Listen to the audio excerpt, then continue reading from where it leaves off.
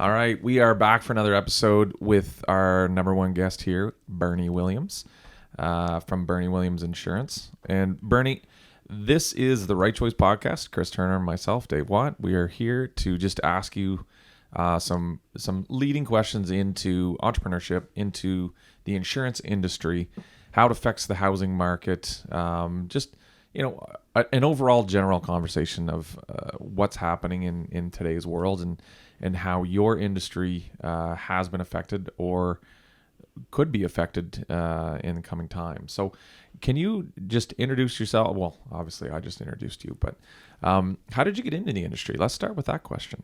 What brought you into insurance? Yeah, absolutely. It's a great question. So for those of you that don't know, the Williams family has been selling insurance in the Fredericton community in New Brunswick for the last 55 years. 55 years. That's fantastic. So it started with my grandfather in 1969. He started selling insurance out of the back of his car, and then eventually when he grew... selling insurance out of the back of the car, I don't know. It's like selling, oysters on the side of the road. How do you sell insurance out of the back of your car? Well, he just didn't have a home office at that time. Gotcha. So okay. Going door to door. Right, okay. exactly. Right. That's how he grew the business at that time. And then years later, he grew clientele to the size that,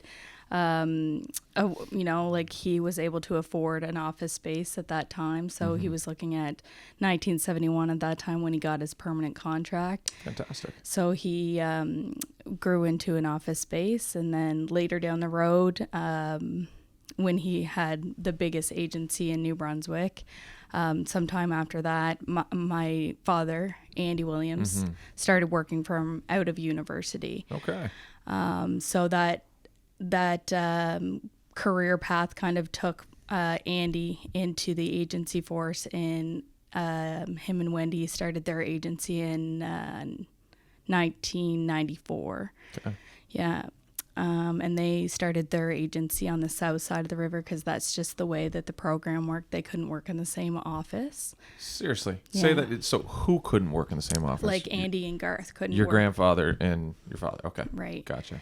And later down the line, when Garth was going to retire in 99, Andy was taking over a certain portion of Garth's files, so they did amalgamate the businesses and worked in the same office that I'm now working in at 132 Main Street. Fantastic. So I began my agency career in 2015 working for Andy. So I've been in the business now for about 9 years. I first started at the front desk, and then I progressed my career with all my licenses, life, general, which is for auto and property, and then mutual funds at the time in 2021 when Andy retired.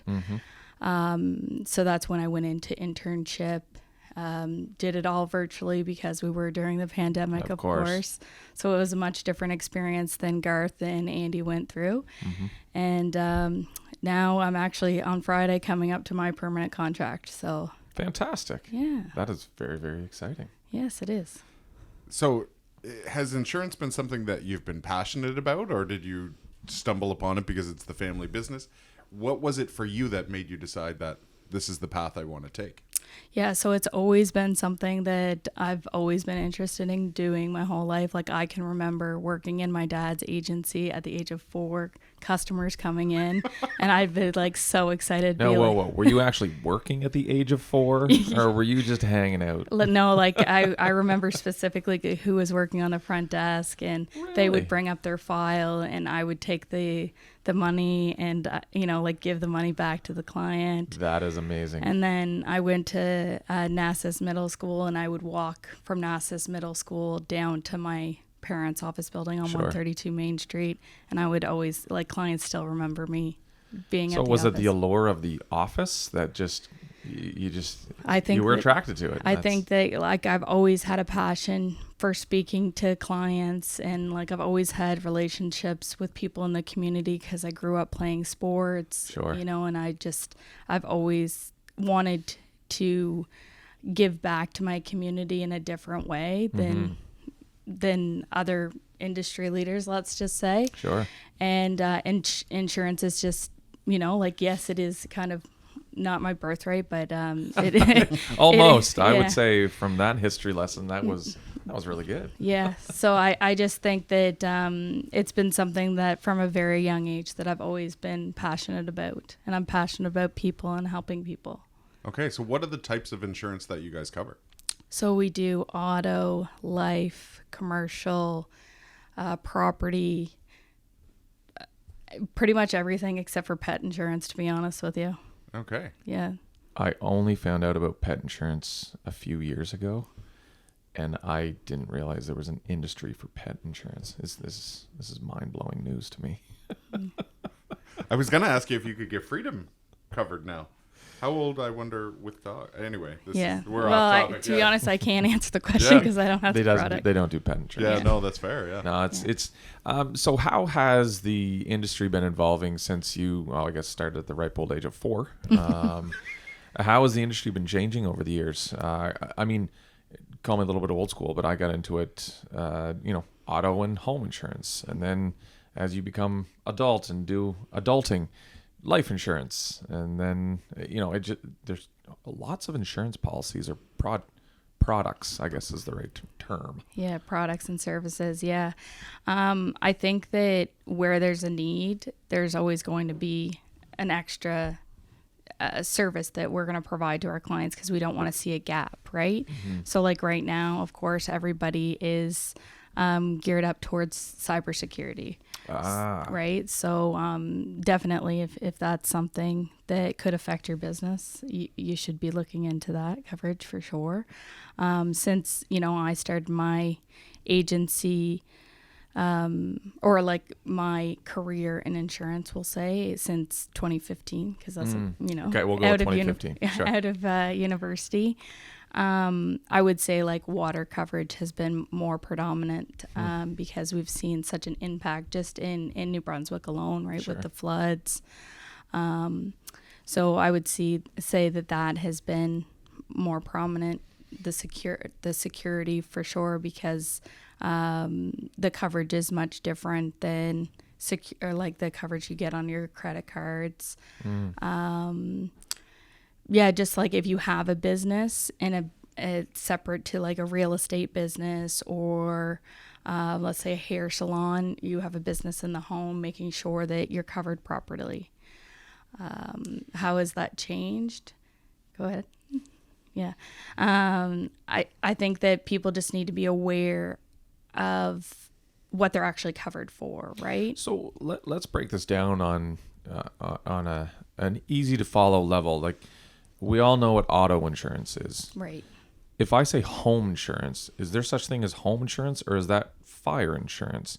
Like, what would be, 3 or 4 easy things for people to understand when it comes to how does the world of insurance work?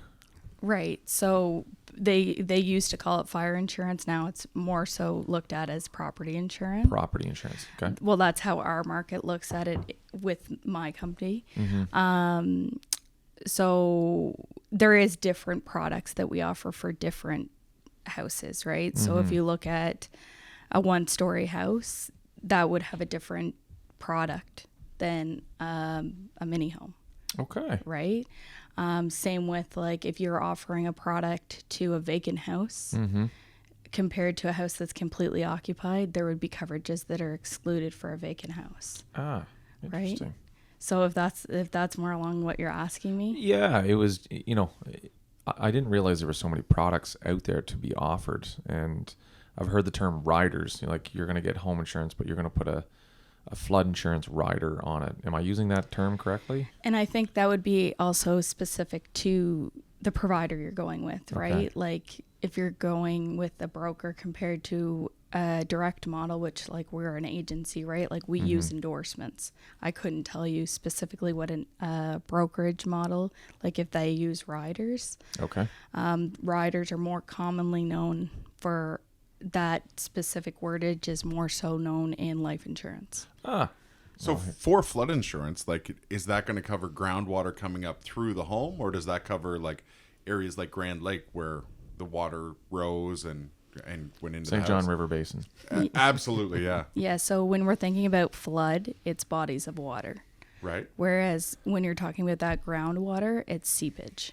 Okay. So there's like 3 predominant water coverages that we cover. Seepage, so that's your groundwater, sewer backup, and flood. Okay. Yeah. And is it hard to get flood insurance around here? I wouldn't say it's hard. It's based on the zone in which you live. Okay. So there's certain zones in which we do not offer the product. Okay. Interesting. Majorville? Majorville, we do offer flood. Okay. Yeah. This is interesting. I like that. Switching gears a little bit to running your own agency. I'm hearing the term brokerage and agency. Can you give me a little bit of a breakdown in the insurance world, what the difference is? Because I know you've got quite a staff over there. How many people do you employ? How many roles do you have to fill? And how does it feel being Berni Williams Insurance? Yeah, so right now I have 9 people on my team. 9. Yeah. Fantastic. So my agency model is not specialized in any way. Like we're a generalist model, right? Okay. So basically, if you were to call into my agency and you asked for a specific person, we would certainly put you through to them if they're available. Mm-hmm. But there is certain people in the office that do certain things. Like, for example, like some people do, like they focus on commercial, right? Mm-hmm. Like for myself, for example, like I focus on financial services, so Okay. life and living benefits. Some people in the office aren't licensed. There's only one person. Okay. So they do a lot of outbound calls to clients, see if they want to review their policies prior to renewal. Okay. Where we always, like when we quote a client prior to renewal, or if a client contacts us, like we are working with the agency model, so we only have the one provider to work with. So when we're quoting you, if you're asking for full coverage, we're giving you the best price we have from the beginning. Okay. There's no other alternative for us to give you. There's no other quote. Right. This is the best price. Right, exactly. Awesome. A brokerage is different in the sense that if you get your renewal and maybe you're looking to switch at that time, they will say to you as a client, well, I have X, Y, and Z that I could potentially put you into, right? Because they could be working with 15 other companies. Absolutely. So they'll shop your rate for you. So before the podcast started, we were kind of chatting about AI. So how do you think AI will positively or will it negatively impact your business? I think that AI, looking down the road, is going to basically say to the consumer, these are all of the options available to you, and this would be the price. But the way that I look at a customer would be completely different. Like I like to get to know my clients, right, and see where the gaps in their coverage is, right? A computer really isn't ever going to do that for a client, right? So like a typical thing that happens in my agency is I would call you in, Chris, as a client and say, there's information on your file that I see a gap in, and I would like to do a know your number. And what a know your number is basically saying that I collect all of this information from you. We have a meeting, and I would tell you if there's any gaps in your personal insurance need. I don't think a computer's ever going to do that for you. It's a holistic insurance coverage, and that's what I'm hearing is you come in and are you covered in all the areas if anything should happen? Right. But also Our office understanding will take care of you. their lifestyle, right? Like what's important to them, Yeah. what they're going to need, where they're going. Like, are they going to be having children? There'd be so much more that by knowing your client that you can truly guide them. And it's no different than our industry, Yeah. right? We really got to, and I don't think AI will, I obviously think it's going to play a huge part in our businesses both going forward, but it'll never replace the human aspect. I completely agree because I have a large majority of my clients that either want to come in and see my staff because they like the personal connection. Some of my clients have my personal cell phone number. They will call me when there is an issue going on with their properties, and I'm not going to mention names or anything. I have but no idea what you're talking about. Yeah. But that's what I value, right? When people want my personal feedback before they put in a claim, that means that there's trust there, right? Absolutely. I don't think that a computer is going to say, hey, this is the broker you're with, would you put in the claim or not, right? Like, that's never going to be a side of that, right? I'm watching a lot of these these larger companies. I'm going to refer to like banks in general. I enjoyed going to the teller and doing my deposits and whatnot. And it was the teller who looked at me and said, "Can you just do this on your phone? And I'm going to show you how to do that." And I said, "Why? I'm standing in front of you. That's what I'm mandated to do, is to help you work your banking app." I was like, okay, here's a change in industry happening right in front of me. So I do feel that there's a time and a place for face-to-face human interaction. And how do we not lose that moving forward, especially in the service industries that we all sit in? Yeah, no, I will be at my office until someone tells me. You're not allowed. Yeah, exactly. Well, it's funny you say that, right? So McDonald's and Walmart both adding the automated check yourself out. They've added more labor since they've done that to be able to automate the process. So that was everyone's fear, is that they're cutting people. Well, there's actually more labor hours going into it now, and they're just trying to expedite the process. So I think it's kind of interesting that it's there, but it's also just helping their business. And it hasn't affected the human aspect at all. Yeah, no, I was at another store in uptown Fredericton the other day, and they had the cashless thing as well. And, it wasn't two things I was getting, and I had to put everything on the weighted scale, and I had a customer service person come up, and I was like, is there any way to change the quantity on this? And she's like, no, you have to bring it all in. I was like, okay, thank you so much. There's a benefit when I have 2 items. I just want to get in and out. Yeah. But when I have a large cart full, I could use some help here. Right. But it's just, like Dave, you mentioned the online with the banks. That's a huge push at Desjardins right now, because clients have access to their liability cards on their phone. So if you're in a family, you have kids and they're driving your vehicle and they're on there as drivers, the liability cards come to you in the mail, right? But maybe they get pulled over and they don't have them, because a lot of people right now with all the thefts for cars aren't keeping their personal information in their vehicles, right? So they're just, in the event that happens and they're not carrying it in their, let's say, purse or wallet, and their child gets pulled over, they're just putting that in their Apple Wallet and sending it off to their kids. So there is advantages in some aspects, but my gear to my clients is always, if you want to have the online services for those aspects, that's wonderful, but I still want you to call me or my team when you need something done, like vehicle change or come into the office for financial services. Like, we want to be your number one contact always. Do you have any number one lessons learned over the years that you would give some advice on? Absolutely, especially when it comes to property. Anything that you have a question of whether it should be insured, it should be insured. For example, like, people always assume that trailers are covered under their auto policy, like, just because they're towing them. When you say a trailer, it could be any trailer. Right, like a utility trailer, okay. Or a home trailer. Okay.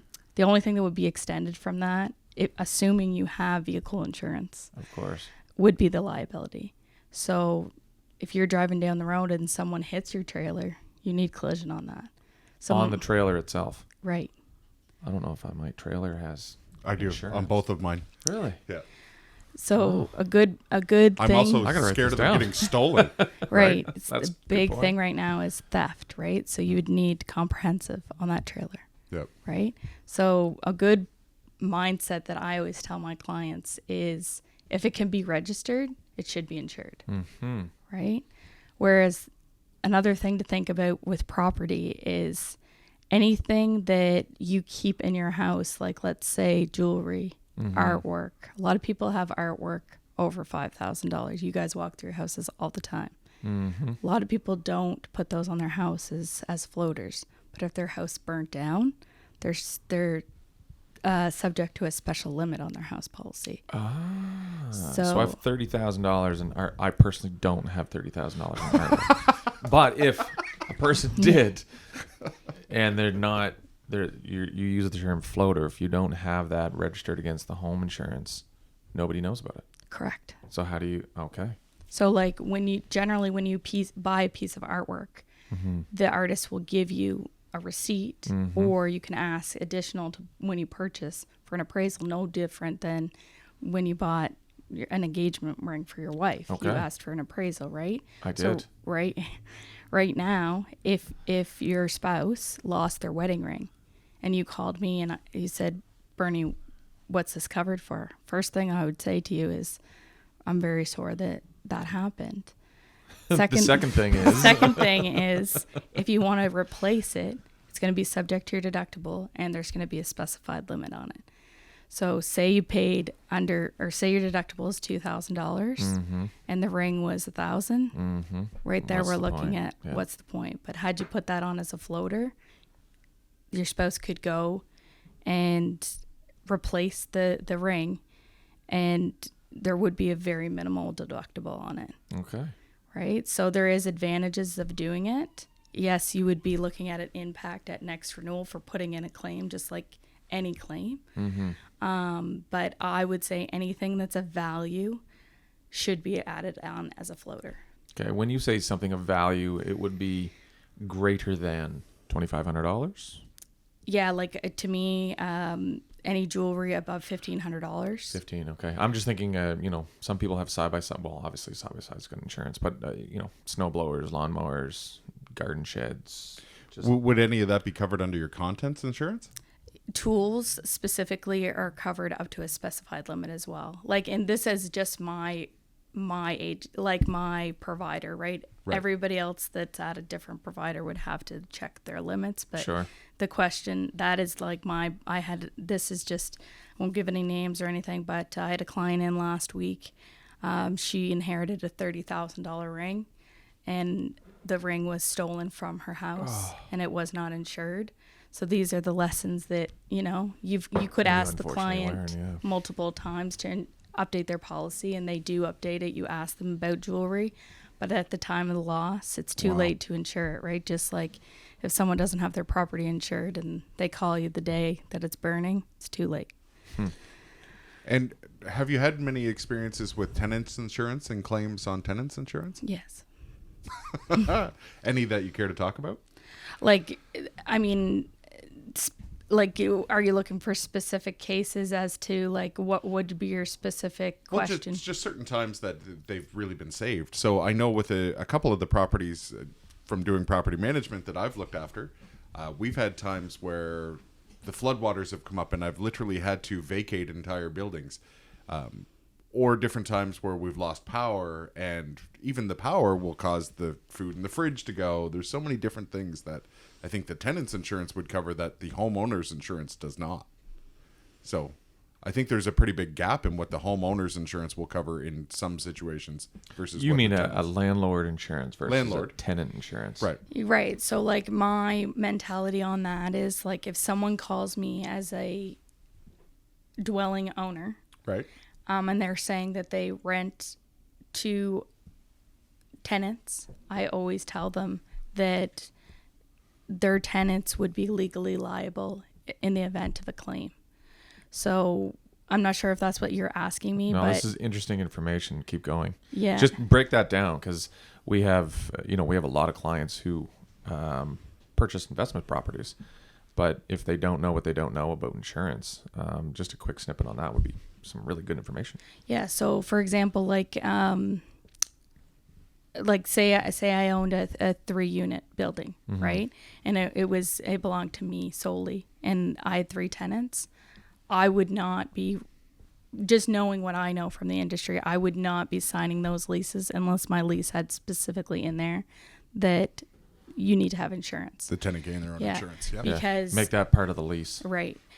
Because there has been certain situations where a tenant has just up and left in the middle of the night, and there's been a fire ensue, and then we don't have that fire insurance on, so we can't mitigate against that loss, right? So it does, the property is insured, but if we don't have those details for to mitigate against that policy owner, then it's really on the risk of the landlord, right? So Interesting. and where Thanks. you mentioned the flood one and all those people having to move out, Right. it would also have protected all of those people if they had the flood endorsement on it. So generally when I'm talking to prospective clients, I don't sell that product without selling flood as well, because when we had the big flood in 2018, Sure. if all those people had have moved out of those properties and they didn't have the flood endorsement, they wouldn't have been covered if they didn't have the flood endorsement. Interesting. wow. So do days like today worry you, where we've got 50 to 75 millimeters of rain on the horizon? I wouldn't say I'm worried. No, I think that It's just part of the industry. And it part of the is, business. and you know, like looking forward, this is just going to be, you know, global warming. They keep talking about it. So I don't think we need to go down the rabbit hole of global warming. But you know, like that, we just seem, since I've started, there's just been more and more claims for seepage and stuff like that. So as long as you're maintaining your property, I believe that in the event of a claim, that you should be well taken care of, right? Absolutely. So if your roof needs to be replaced, you should replace your Yeah, roof. get your roof Just replaced. like if you replace your roof, you should let your insurance provider know, right? Any material risk can change. You need to let us know, because my mentality has always been to my clients, I can't read minds. Otherwise, I'd be picking the lotto numbers for tonight. Can I ask you one more from the landlord's perspective when it Yeah. comes to renting it out? If there's a heavy amount of damage done to a property, is that something that the insurance will cover? Or By the tenant. a loss in rent by damage done by the tenant? Gotcha. Or a loss in rent because they've moved out in the middle of the night and broke their lease? Is any of that covered? I can't answer that question. I feel like, I mean, a damage deposit would definitely cover the had you collected one, right? Theoretically, yep. The loss of rent, I believe, would only be subject in the midst of a claim. Okay. It'd be no different than additional living expenses. Right. So say your house burnt down, God forbid, you need to find somewhere else to live during that time your house is being rebuilt, right? So Right. I you know, don't quote me on that one, but I believe that would be the same thing in a tenant's policy. It would only be subject to if there was a claim, right? Like if that person had to move out due to the flood, then you would still be able to collect your rent. Okay. Here's a general question. If I'm a first-time home buyer and I need to get my home insurance, is there any advice you would give to a first-time home buyer? That's a great question. I think that the number one thing I would suggest for home buyers, which I'm pretty sure you guys already do, is know the property. Like, if there's been claims, know what the claims are for, Okay. right? Like a lot of people, I believe, do not ask for prior claims experiences on houses. But to me, if I was a first home buyer, again, I would ask for a letter of experience on a house, because that's a question we ask when we're setting up a new policy Sure. for a client, to say, in the last 7 years, has there been a claim on the property? Yeah, we have a disclosure statement filled out for vendors that does ask, has there ever been an insurance claim made against the house? So that would be the overall generic question that we would ask. But yeah, just that's interesting to think Yeah. about. It also seems that the insurance industry, some of the companies you deal with, right? But everybody can kind of see where there's been claims made against houses. Like, is that... We can only see claims on auto. We can't see them on property, and that's why I'm specifically saying Asking it that for that, question. right? Like, and Right. I don't get to see that like those disclosures unless a client sends them to me. So Interesting. generally, we will ask like for an MLS listing, but unless there's been a property inspection on the house, Right. we don't get that, right? So for someone that's going out and buying their first house, it is best to send all the information. Interesting. So like we could see if it's a fuse box, if it's under 100, we're running into a little bit of our hands are tied on this, right? There is some exceptions that can be made, just like I'm sure for you guys as well. Like this, like we'll put this through pending, like it's got to be done within the next year. Right? Like for a fuse box or something like that. Same with a hot water heater. Like client will replace it once they occupy it. Right. Oh, that's cool. Yeah. I've been given a task list by Desjardins before, so Okay. yeah, fixing junction boxes and a few different things that were exposed and open and on different rental properties. Yeah. So I get it. There you go. So any other advice that you would offer to, whether it be auto insurance, home insurance, life insurance? I mean, and those are three specific questions, and I understand that. But in closing, is there anything that you would say, this is one point that I really wish all of my clients knew, or getting into anything, this is the one thing that really stands out, sitting in my shoes, that someone should know? Yeah, I think for auto, specifically for new drivers, you want to make sure, like, if you have a child that's just got their apprentice license, that you have them listed. Like, that is essential. Once they, get their full license, yes, there is a surcharge. And again, this is specific to Desjardins Insurance. If you're with another provider, you have ask to ask them anything that I've said. Ask your provider if it's different. But it's essential that any drivers in the household are listed, because if they have access to your keys, they have access to your insurance. Gotcha. So I would say that that's a point to drive home on your auto insurance, because if Dave lets me use his vehicle right now and says, Bernie, yeah, you can take it, if I write off his vehicle, that is going under his vehicle insurance, right? And that is a misconception that people do have. So like that comes down to commercial insurance too for auto. Like if people have big fleet policies and they're not updating their drivers on a regular basis, right? Good So point. You need to make sure that you're updating.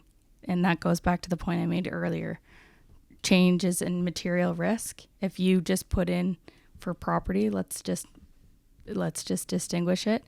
If you put in 3 new heat pumps and they're valued at hypothetically $15,000 for all 3 of them, and you have a total loss next week and you didn't let your insurance provider know, that's $15,000 that's not listed on your That's house a policy. really good point. The amount of heat pumps going in these days, and if you don't register your heat pump to your auto or your home insurance, right? Who's gonna know? Okay. Same with like if you just put on a metal roof. Yeah. Like anything that you think is of value, it's just as easy to pick up the phone and let us know, or call, right? Or email. With the cost of construction these days, you could spend $20,000 building a back deck. Exactly. Before it used to be $2,500 or $3,000. Well, jumpins. Now you're forking out lots of money. Yeah, and same goes with detached structures, right? Like you want the coverage is there on the policy, but it doesn't specify like what the detached structure is for. Like if it's a 12 by 24,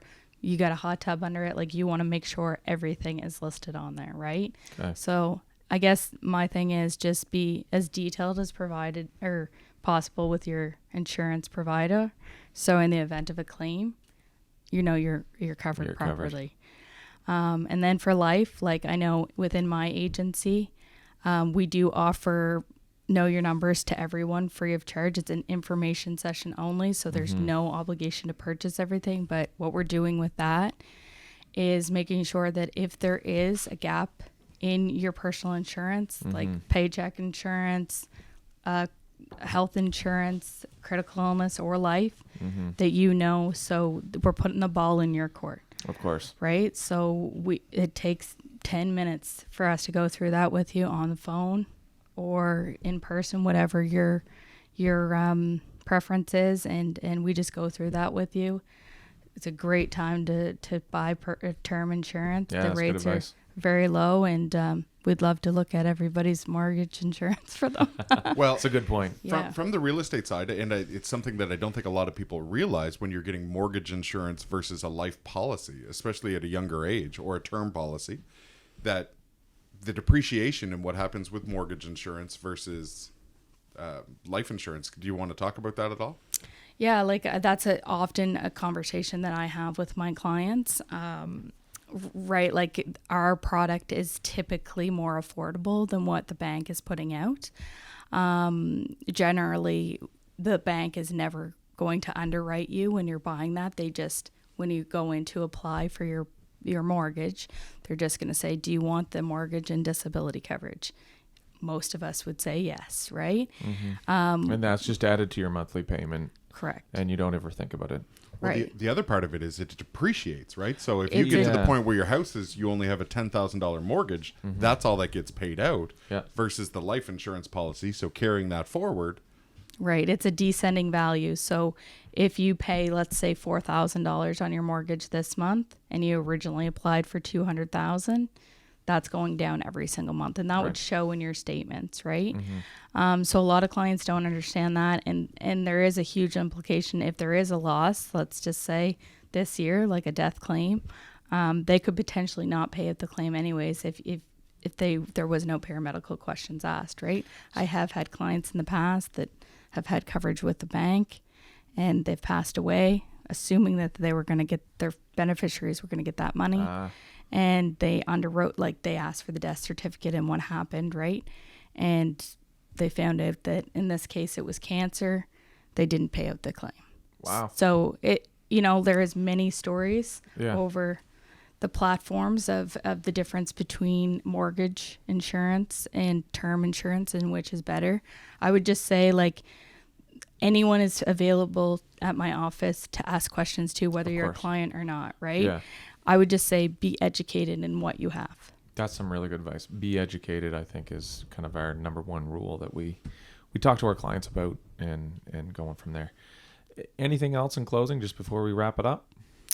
No, I think this has been great. Thank you so much. And what's the best way for people to find you? Well, we're located at 132 Main Street on the north side, and you can reach our office at 506-452-2327. There you go. That's perfect. Thank you very much, Berni. We appreciate it. Again, Berni Williams from her own insurance industry. Or did I say that right? No. Yeah, I was kind of rambling there. How do I say that best, Berni? You tell me. Berni Williams Berni from Berni Williams Insurance and Financial Services. There you go. Perfect. You heard it here first. Thank you, guys. Appreciate it. Thank you so much. Thank you.